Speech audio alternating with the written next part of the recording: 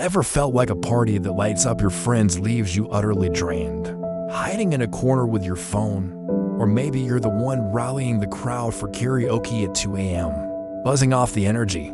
If that's you, congrats, you're wired into one of humanity's oldest personality divides: introversion versus extroversion. Coined in the 1920s by Swiss psychiatrist Carl Jung, these aren't black and white labels, but a spectrum of how we direct our psychic energy. Extroverts thrust outward, craving the buzz of the world to feel alive.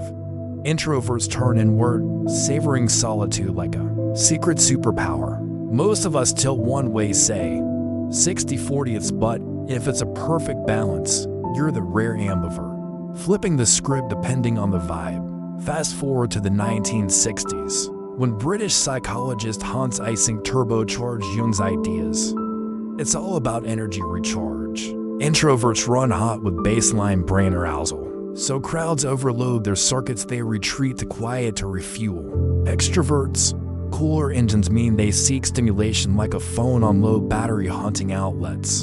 And here's the hook: science backs this with brain scans showing real wiring differences. But does it explain why your office chat drains you while your extroverted boss thrives on it? Stick around as we break it down with two kids on opposite ends of the spectrum, plus tips for teachers, leaders, and you to harness both sides without burnout. Picture this playground showdown. Jay, the ultimate extrovert, is a whirlwind of charisma. At recess, he's the kid corralling classmates for an epic soccer match. Trash-talking laughs with total strangers 1 minute, then pivoting to ping pong challenges the next. Spotlight, his natural habitat.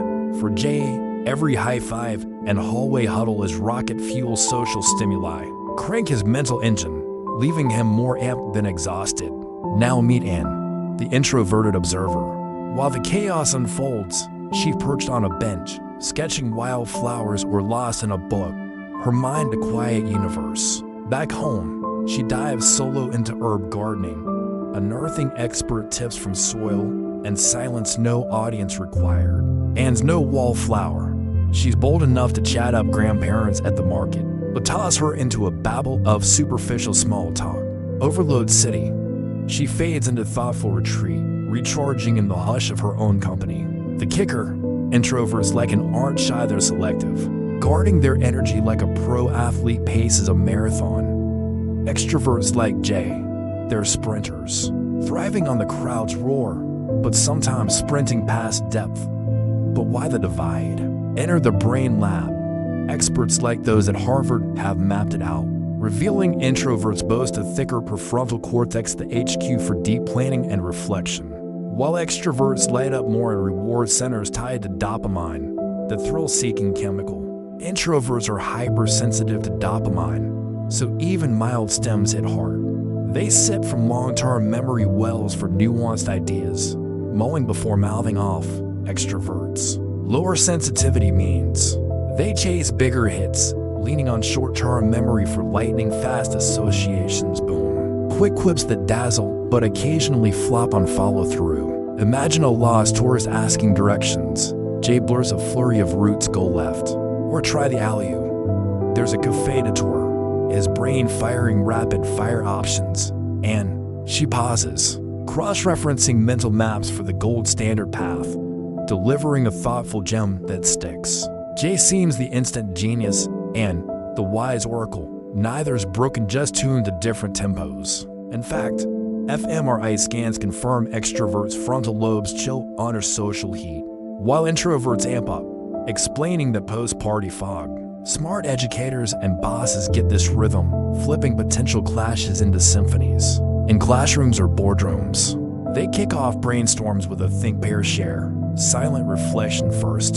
So extroverts polish their sparks and introverts gear up to share without steamrolling. Tools like talking sticks ensure Anne's voice cuts through Jay's chatter, fostering equity. Group projects, gold mine for growth. Pair Jay and Anne. He teaches her to riff flexibly, turning her deep dives into dynamic pitches. She shows him the power of pause, refining his ideas into robust strategies. Flip it to Jay's. They force depth to dodge echo chambers. Tunes, gentle nudges build bold voicing. This mixed magic echoes Rudolf Steiner's Waldorf schools, where he championed blending the four classic temperaments sanguine, social butterflies, choleric leaders, phlegmatic peacemakers, melancholic thinkers to spark holistic harmony, preventing same-type silos and amplifying collective strengths. Result: teams that innovate deeper, faster, because variety isn't just the spice, it's the secret sauce. And it's not just learned, it's wired from the crib. Harvard's Jerome Kagan tracked 500 toddlers in the 80s, zapping them with pop-up stimuli like bursts of noise or funky odors. About 20% went full meltdown, high reactive pups who, decades later, bloomed into introverted adults, cautious and reflective.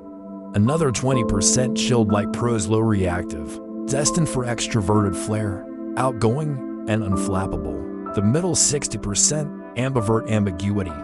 Kagan's longitudinal gem: temperaments half genes, half nurture. But those baby baselines predict adult paths with eerie accuracy, high reactives dodging spotlights, low ones chasing them.